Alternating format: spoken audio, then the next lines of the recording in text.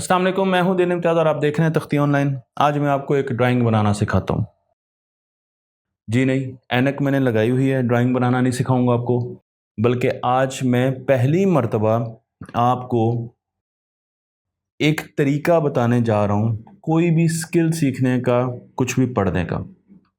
वैसे तो मैं बहुत सी वीडियोस बना चुका हूं, लेकिन ये तरीका मैंने रिसेंटली पढ़ा है और मुझे यूं लगता है कि शायद बहुत सी रिसर्च हुई है और उसके बाद ये तरीका बनाया गया है।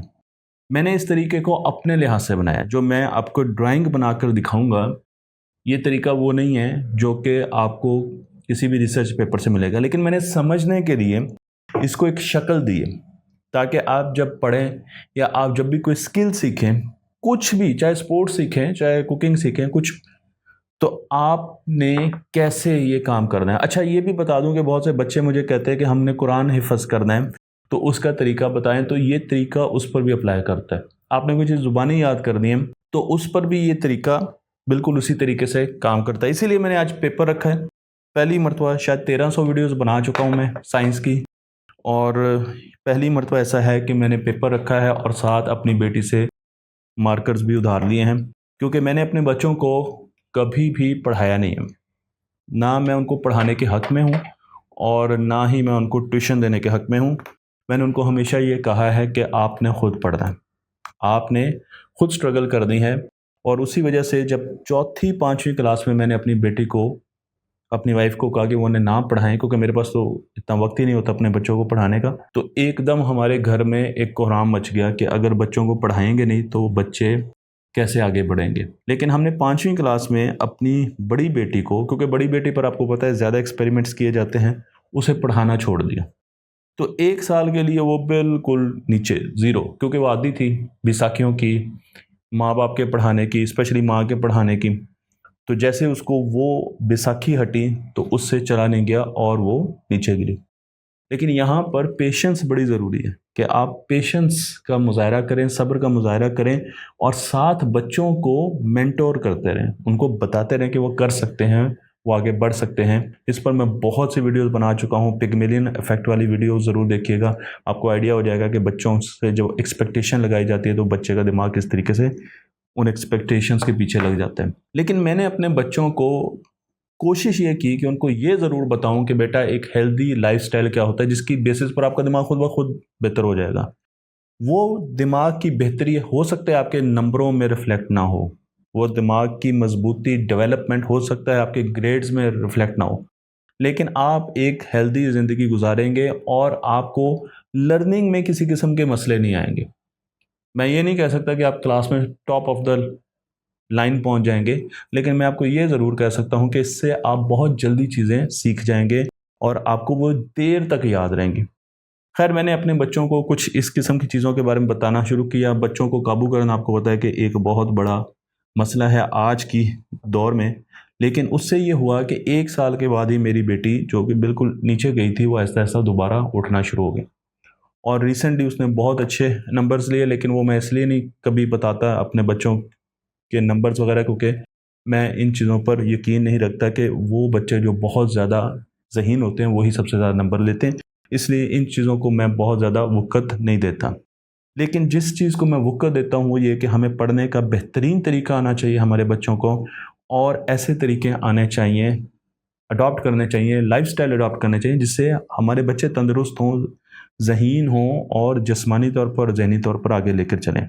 तो रिसेंटली अभी मेरी बेटी का पिछले दिनों रिज़ल्ट आया, तो हम बैठे डिस्कशन कर रहे थे, तो मैंने उनको कहा कि मैं आपको एक पढ़ने का तरीका बताता हूँ, और ये तरीका मैंने रिसर्च के ज़रिए खुद डिवाइस किया है। तो रिसर्च तो इसके पीछे है ही है, लेकिन उसके साथ साथ मैंने इस तरीके को एक शक्ल दी है, और वो शक्ल है सर्कल की। तो आपने जब भी कोई चीज़ पढ़नी है तो अपने सर्कल में पढ़नी है।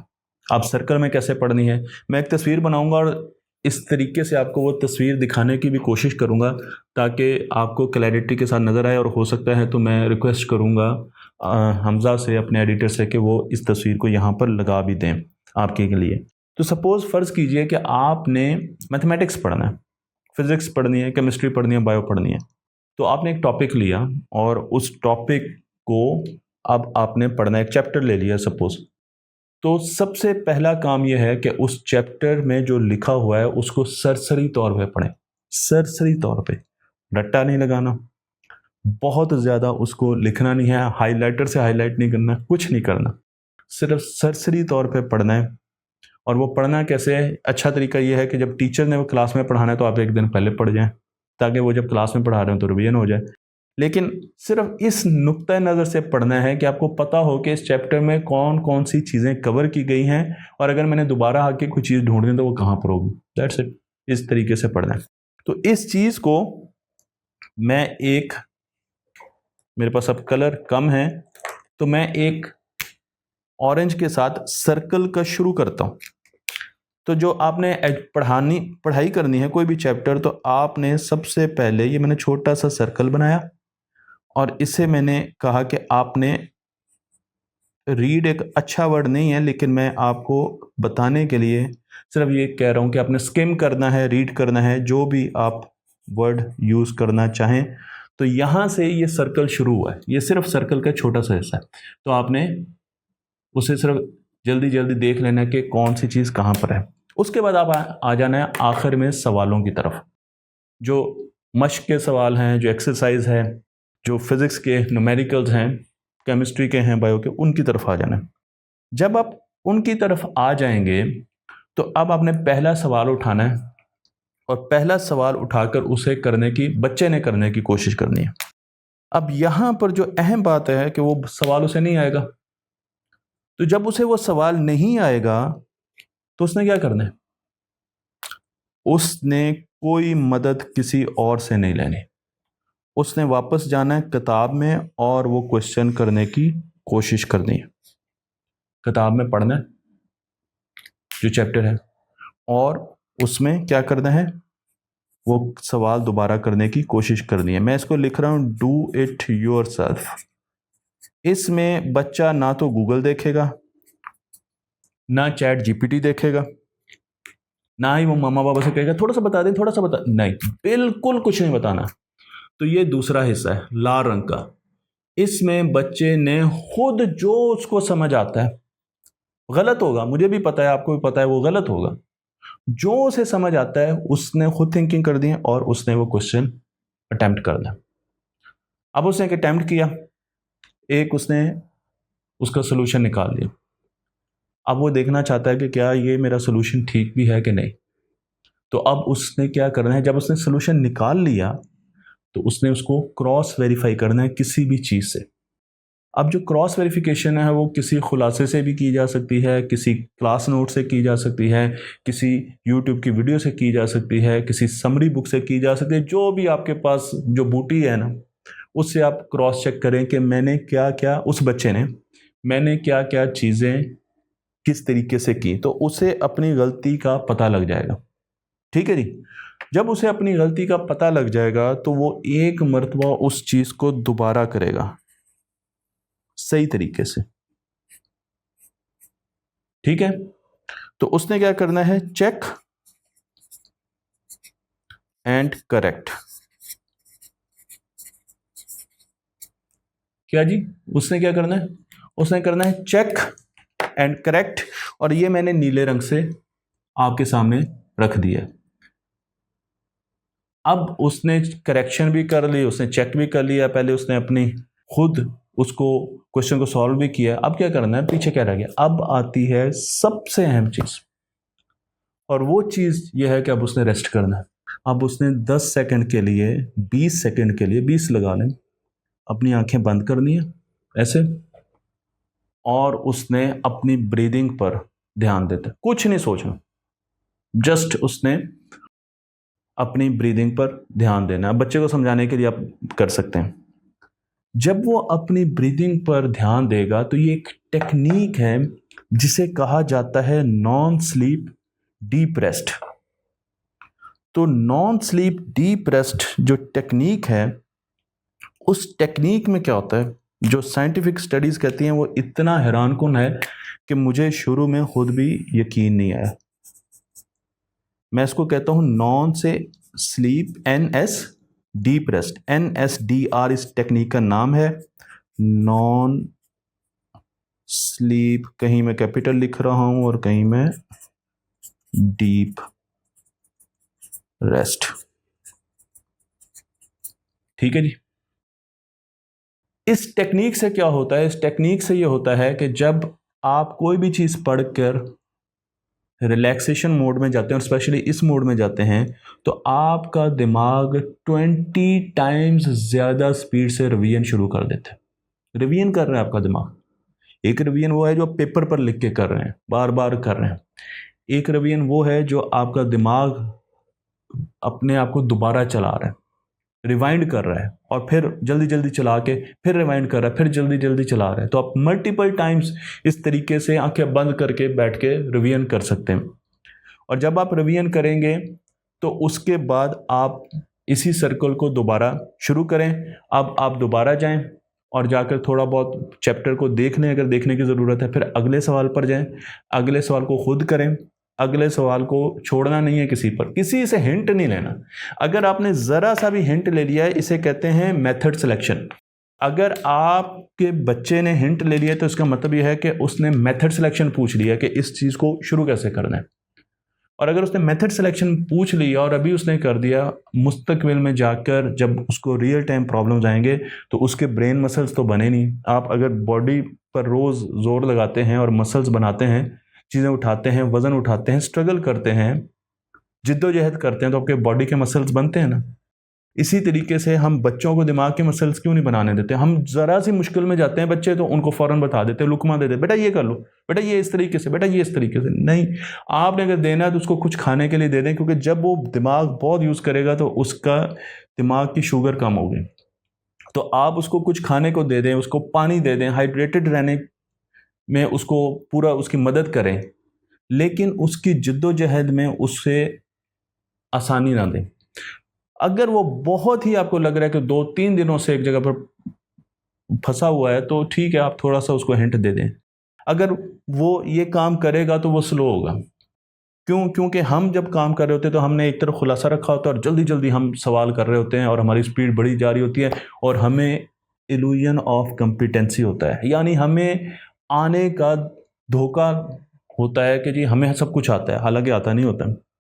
तो अब क्या होगा कि अब एक बच्चा जो कि इस तरीके से काम कर रहा है, जो कि तेज़ी से हिंट लेकर और वो काम करता जा रहा है, तो उसने तो क्लास में बड़ा होमवर्क भी कर लिया और जाकर टीचर्स को टेस्ट भी दे दिया, और तो उसका तो ग्राफ बड़ी तेज़ी से इस तरीके से जाएगा, सीधी लाइन जाएगा, वो तो बड़ी तेज़ी से काम कर रहा है।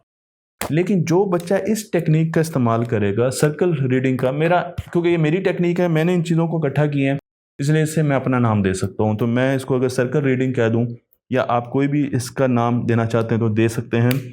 तो वो शुरू में स्लो होगा क्योंकि वो हर क्वेश्चन पे टाइम लगा रहा है, वो शुरू में बहुत स्लो होगा। लेकिन जब उसे वो क्वेश्चन 2-4 मरतबा वो करेगा, एक क्वेश्चन उसने अपने दिमाग को चैलेंज किया, उसके बाद उसने देखा कि इसमें गलती क्या है, उसके बाद उसने 7-8-10 मरतबा रिवीजन कर दी आंखें बंद करके। अब अगला क्वेश्चन भी वैसा ही है, वो फिर उसी फेज से 2-4 क्वेश्चन करेगा तो उसको पता लग जाएगा ये एक्सरसाइज मैंने कैसे करनी है। तो अब वो बड़ी तेज़ी से आगे बढ़ेगा। तो शुरू में आपका बच्चा पीछे रहेगा, ये मैं आपको बता रहा हूँ। मैंने अपने बच्चों को जब इस चीज़ पर लगाया तो शुरू में वो मुझे बता रहे थे कि हम पीछे रह रहे हैं। तो शुरू में स्लो होगा, फिर एकदम वो ऊपर जाएंगे, और जब वो ऊपर जाएंगे तो वो उन बच्चों से आगे निकल जाएंगे, क्योंकि वो बच्चे तो हमेशा कुछ ना कुछ हिंट लेकर बता रहे हैं। आपका बच्चा इंडिपेंडेंट लर्नर बनता जा रहा है। वो अब कोई भी सवाल आए तो वो क्या करेगा, वो स्लो शुरू होगा और फिर एकदम वो पीक कर जाएगा। तो एक्सपोनेंशियली वो राइज करेगा। और इस तरीके से हमारे बच्चों को, तो क्लास में अगर आपने करवाना है तो आप बच्चों को इस तरीके से पढ़ाएं। उन्हें पहले टॉपिक दें, फिर उन्हें न्यूमेरिकल्स दें, फिर उन्हें कहें बेटा आपने खुद जो आता है कर लो, गलत है कोई बात नहीं, गलती करने पे नहीं बच्चों को डांटना चाहिए, लेकिन उसके बाद आप उनको सही तरीका बताएं। फिर उनको कहें कि अब ये तरीका मैं रेस कर रहा हूं, अब आपने ही ठीक करना है, अपने तरीके को ठीक जरूर करवाइएगा, वरना रिवीजन में ठीक वाला हिस्सा नहीं आएगा। तो आपने जब देखा कि सब बच्चों ने ठीक कर दिया, तो अब आप कहें बच्चों चलो जी अब 20 मिनट्स मैं भी बैठता हूँ, मैं टीचर हूँ, आप स्टूडेंट्स हैं, मैं 20 मिनट्स में बैठता हूँ और आप भी बैठें और हम इस तरीके से NSDR करते हैं, यानी कि हम डीप रेस्ट करते हैं। तो 1 घंटे में कितनी मरतबा NSDR करना चाहिए? तकरीबन जो रिसर्च कहती है वो कहती है 5 मरतबा। तो 5 मरतबा का मतलब यह है कि हर 10 मिनट के बाद आप एक NSDR सेशन कर सकते हैं 20 सेकंड का, और 2-3 घंटों के बाद फिर आपको डीप रेस्ट करना चाहिए। आपको ज़्यादा रेस्ट करना चाहिए, डीप रेस्ट नहीं, आपको ज़्यादा रेस्ट करना चाहिए। यानी आप आधा घंटा ले लें और लेकर कोई भी कहीं बैठ जाएं, कहीं आंखें बंद कर लें। तो रिलैक्सेशन पढ़ने के 2 तरीके होते हैं, 2 स्टेजेस होती हैं। आज तक हमें एक स्टेज बताई गई, गलत बताया गया। हमें कहा गया पढ़ाई सिर्फ फोकस से आती है, कंसंट्रेशन से आती है, गलत है। तमाम स्कूलों को कह रहा हूँ मैं, ये गलत है। पढ़ाई सिर्फ फोकस करने से नहीं आती। अब हमें न्यूरो साइंस बताती है कि पढ़ाई की 2 स्टेजेस हैं, पहला है फोकस, दूसरा है NSDR। Focus NSDR, focus relax, focus relax. तो अगर स्कूलों के टाइम टेबल में आप ये चीज़ें इस तरीके से लाएंगे, आप देख लीजिएगा, क्योंकि साइंस कहती है, इसलिए ये मेरा तो दावा ही नहीं है, ये तो साइंस का दावा है। आप देख लीजिएगा कि बच्चे कुछ देर के बाद आपको फील होना शुरू हो जाएगा कि इनको चीज़ें ज़्यादा आती हैं और ये बड़ी तेज़ी से नई चीज़ें भी करते जा रहे हैं। अगर बच्चा हिफ़्ज़ कर रहा है तो वो भी बिल्कुल इसी तरीके से करे। वो पहले कुछ चीज़ हिफ़्ज़ करे, फिर अपने आप को टेस्ट करे, किसी को सुनाए, फिर अपनी गलतियाँ ठीक करे। फिर अब हमारे मदारिस में तो बिल्कुल ऐसा नहीं होता कि हम 20 सेकंड बच्चों को कहें कि जी आप पीछे होकर बैठ के और अपने सांस पर गौर करें और इस चीज़ पर लें। लेकिन दुनिया बदलती है भाई, नई चीज़ों की तरफ जाना है, दिमाग को जैसे जैसे हम समझते जा रहे हैं, हमें अपने तौर तरीक़ों को चेंज करना है। ये वाहिद एकेडमिक नसीहत है जो मैंने अपनी बेटियों को की है। यही ड्राइंग मैंने बनाकर बिल्कुल इसी तरीके से उनके कमरे में लगाई हुई है। उनके कमरे में मैंने दीवार पर ये इसी तरीके से ड्राइंग बनाकर लगाई हुई है ताकि वो उठते बैठते इस साइकिल को देखें और इस साइकिल का नाम कोई इंटरेस्टिंग रखें ताकि हम इसे फ्यूचर में इसका नाम इसको नाम दे सकें, इससे पुकार सकें। तो इंशाल्लाह जब ये चीज़ हम करेंगे और ये साइंटिफिक स्टडीज़ बेस्ड टेक्निक है, तो मुझे उम्मीद है कि आपको 2-3 महीनों के बाद ही बच्चों के रिज़ल्ट आने शुरू हो जाएंगे। और आखिरी बात मैं ये कहना चाहता हूँ कि अगर फ़र्ज़ किया आपके बच्चे ने दिन में 20 सवाल करने हैं और उसके पास टाइम नहीं है कि वो इतनी तेज़ी से ये टेक्निक यूज़ कर सके, उसको कहें अच्छा तुम 6 क्वेश्चन पर ये टेक्निक यूज़ कर लो, 14 सवाल तुम देख के कर लो, कोई बात नहीं, 6 क्वेश्चन पे तो कर सकते हो ना, ये करो ताकि उसके मेंटल मसल, उसके ब्रेन मसल्स तो बने, वो आहिस्ता आहिस्ता पावरफुल तो। फिर क्या होगा, वो 6 क्वेश्चन में जितना टाइम लगा रहा है उसी टाइम में वो 12 क्वेश्चन इस टेक्निक से करना शुरू करेगा और आहिस्ता आहिस्ता वो इस तरफ चला जाएगा। तो आप ग्रेजुअली ले जाएं, फ़ौरन ना लेके जाएं अगर बच्चे को मसला आ रहा है। तो ये नंबर 1 टेक्निक है।